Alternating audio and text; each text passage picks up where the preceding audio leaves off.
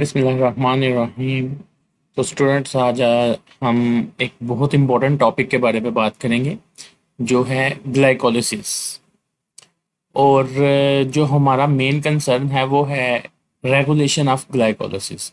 लेकिन हम स्टार्टली इसको पहले ब्रीफली डिस्क्राइब कर देते हैं कि ग्लाइकोलिसिस क्या है, इसके स्टेप्स को देखते हैं। तो बात करते हैं जी, ग्लाइकोलिसिस एक प्रोसेस है जिसमें ग्लूकोज की ब्रेकडाउन होती है, इसे हम ग्लाइकोलिसिस कहते हैं। Process of breakdown of glucose is called glycolysis. Next अगर हम देखें, इसको दूसरी तरह डिफाइन कर सकते हैं। Glycolysis is the initial stage of cellular respiration where glucose is broken down into pyruvate, releasing energy in the form of ATP and NADH.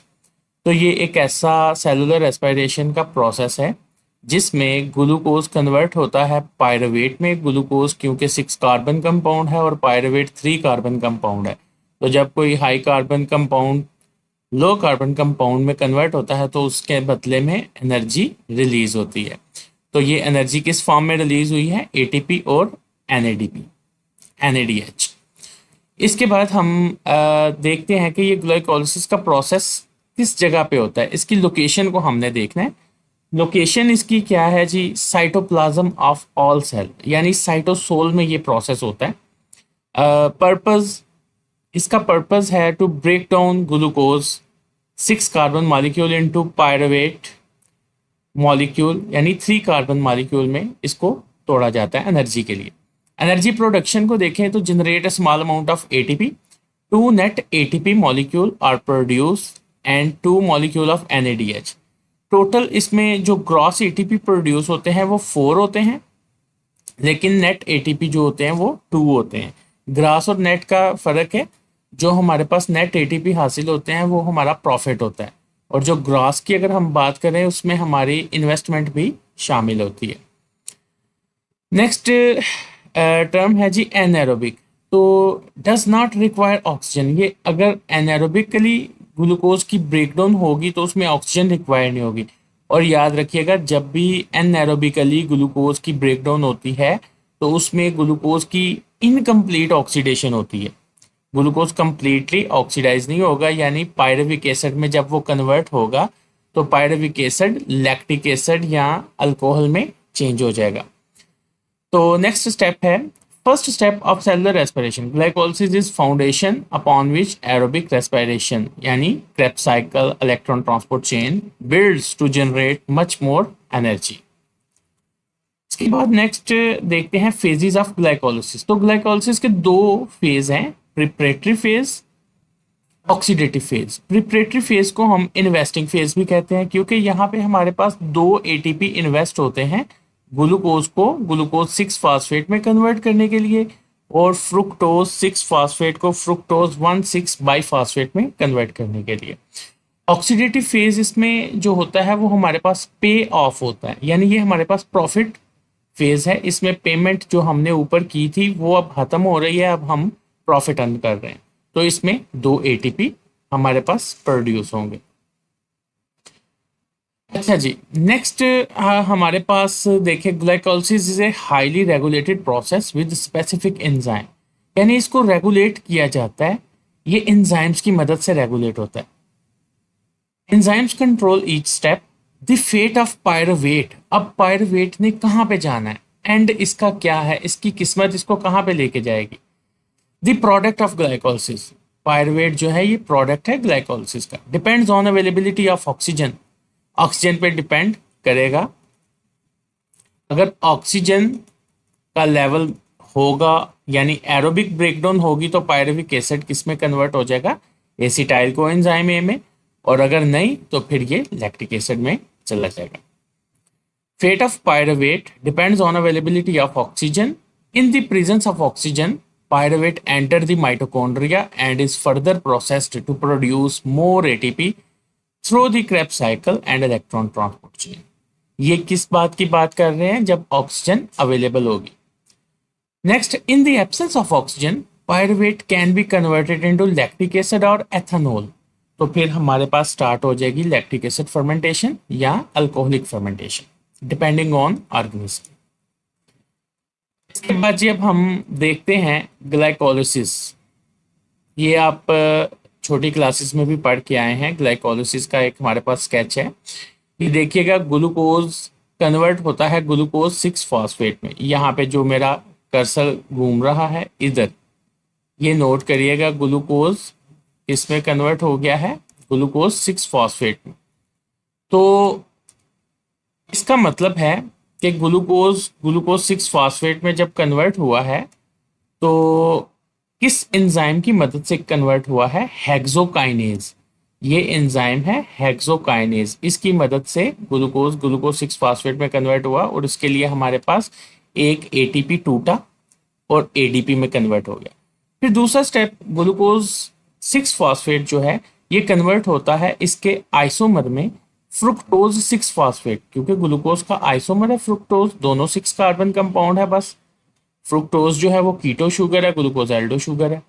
तो ये कन्वर्ट हुआ जी फास्फोग्लूको आइसोमरेज एंजाइम की मदद से। नेक्स्ट, फ्रुक्टोज 6 फॉस्फेट कन्वर्ट होता है फास्फोफ्रुक्टोकाइनेज की मदद से फ्रुक्टोज 1,6 बाईफॉस्फेट।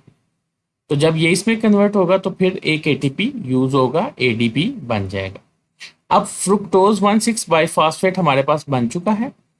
अब एक एंजाइम आएगा एल्डोलेज, ये इस 6 कार्बन कंपाउंड को तोड़ देगा दो कंपाउंड्स में जो कि 3 कार्बन कंपाउंड है, यानी ग्लिसरैल्डिहाइड 3 फॉस्फेट में और डाईहाइड्रोक्सी एसीटोन फॉस्फेट में। अब हम इसको वन साइडेडली लेके चलते हैं। ग्लिसरैल्डिहाइड 3 फॉस्फेट कन्वर्ट होगा जी 1,3 बाईफॉस्फोग्लिसरेट में। इसके लिए हमारे पास 2 NAD जो है वो रिड्यूस होंगे और 2 NADH मॉलिक्यूल बनेंगे। ये हुआ सब एंजाइम की मदद से ट्राइओस फॉस्फेट डिहाइड्रोजिनेज। अब 1,3 बाईफॉस्फोग्लिसरेट कन्वर्ट होगा जी 3 फॉस्फोग्लिसरेट में with the help of enzyme phosphoglycerokinase, और इसके लिए भी 2 ADP कन्वर्ट हो जाएंगे 2 ATP, यानी 2 ATP की फॉर्मेशन यहाँ पे। 3 फॉस्फोग्लिसरेट कन्वर्ट होगा 2 फॉस्फोग्लिसरेट में। यहाँ पे कुछ भी नहीं बनेगा क्योंकि ये इसका एक म्यूटेशन हुई है, कार्बन नंबर 3 से फॉस्फेट उतर के 2 पे आ गया, तो इसके लिए एंजाइम यूज होगा म्यूटेज। अब 2 फॉस्फोग्लिसरेट कन्वर्ट होगा फॉस्फोइनोल पायरुवेट। यहाँ पे एक एनोलेज एंजाइम आएगा जो कि इनोल ग्रुप को ऐड करेगा, वाटर का मॉलिक्यूल बाहर निकलेगा और ये हमारे पास एंड पे बन जाएगा phosphoenol pyruvate. Phosphoenol pyruvate convert होगा पायरुवेट में, तो इसके लिए एक एनोल ग्रुप बाहर निकल जाएगा, 2 ATP प्रोड्यूस होंगे पायरुवेट काइनेज की मदद से। ये पूरा रिएक्शन होगा। ये था हमारा basic glycolysis.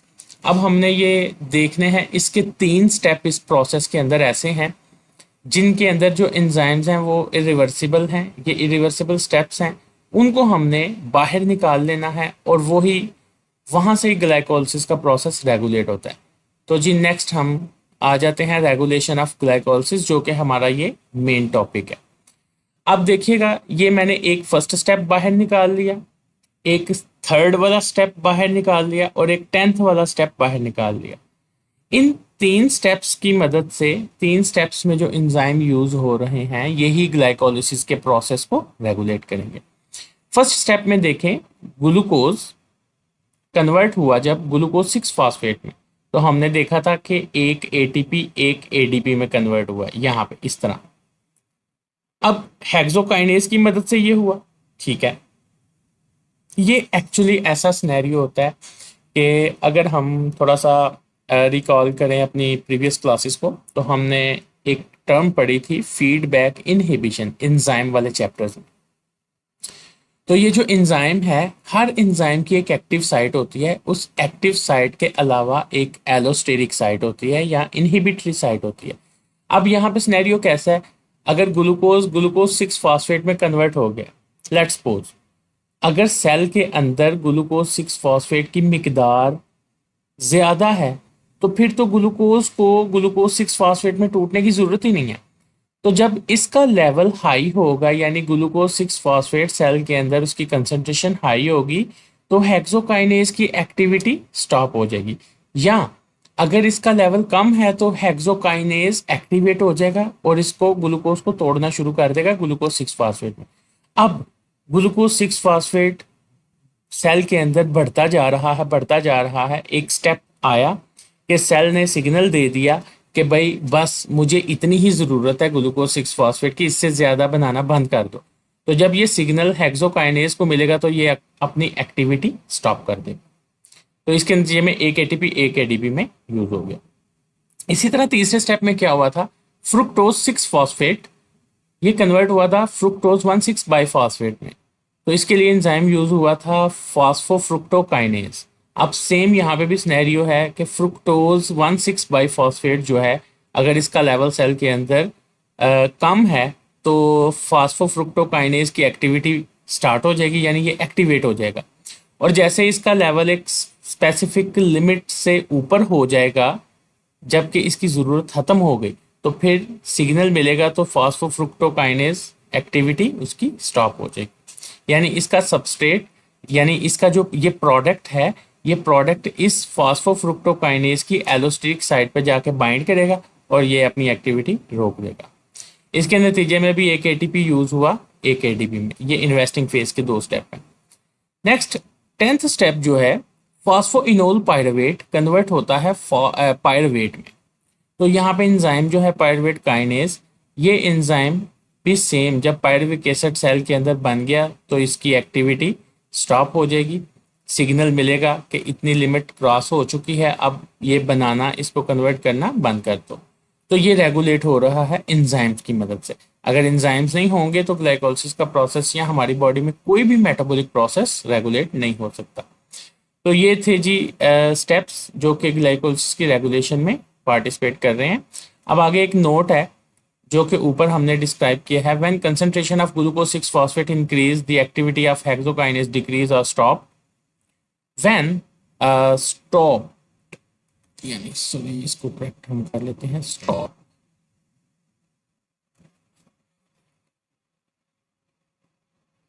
And when the concentration of glucose 6 phosphate decrease in cell, hexokinase activate. Second, when concentration of fructose 1,6 biphosphate increase, then activity of phosphofructokinase 1 decrease or stop. Same, ये for third step, when the concentration of pyruvate increase, the activity of pyruvate kinase stop, vice versa. अब हम देखते हैं ये जो glycolysis में उसको regulate करते हैं प्रोसेस को, वो एंजाइम, उनके एक्टिवेटर और उनके इनहिबिटर। जैसे कि हेक्सोकाइनेज का एक्टिवेटर कौन है, एएमपी। जाहिर सी बात है, सेल के अंदर जब एनर्जी कम है, एएमपी में एटीपी एएमपी में कन्वर्ट हो चुका है, तो सेल को एनर्जी चाहिए।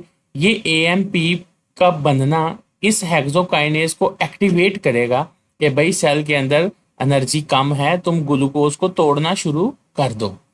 तो ये इसका एक्टिवेटर है।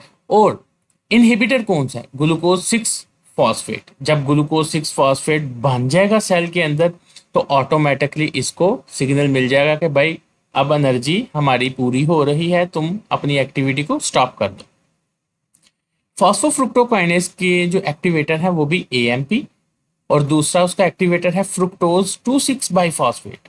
जब ये सेल के अंदर प्रोड्यूस होना शुरू हो जाएंगे तो फिर समझ लें कि सेल के अंदर एनर्जी का लेवल डाउन हो रहा है और फॉस्फोफ्रुक्टोकाइनेज की एक्टिविटी इंक्रीज हो जाएगी। और इसका इनहिबिटर क्या है, एटीपी और सिट्रेट। जब सिट्रेट या एटीपी का लेवल इंक्रीज हो जाएगा तो ज़रूरत पूरी हो जाएगी, तो ऑटोमेटिकली फॉस्फोफ्रुक्टोकाइनेज को सिग्नल पहुंच जाएगा कि भाई अपनी एक्टिविटी को इनहिबिट कर दे। सेम फॉर पायरुवेट काइनेज, इसका एक्टिवेटर एएमपी है और इसके इनहिबिटर एटीपी और एसिटाइल कोएंजाइम है। जब सेल में एसिटाइल कोएंजाइम बन गया तो फिर तो ज़रूरत ही नहीं पड़ेगी पायरुवेट काइनेज की, तो फिर इसी वजह से इसको स्टॉप सिग्नल मिलेगा, ये इसका इनहिबिटर होगा। तो आज का लेक्चर जो है ये बहुत इंपॉर्टेंट लॉन्ग क्वेश्चन है। पेपर के पॉइंट ऑफ व्यू से बहुत इंपॉर्टेंट लॉन्ग क्वेश्चन है, तो इसको जो है इन्हीं स्टेप्स के साथ फॉलो कीजिएगा। इंशाल्लाह नेक्स्ट वीडियो के साथ फिर मुलाकात होगी, तब तक के लिए अल्लाह हाफिज़।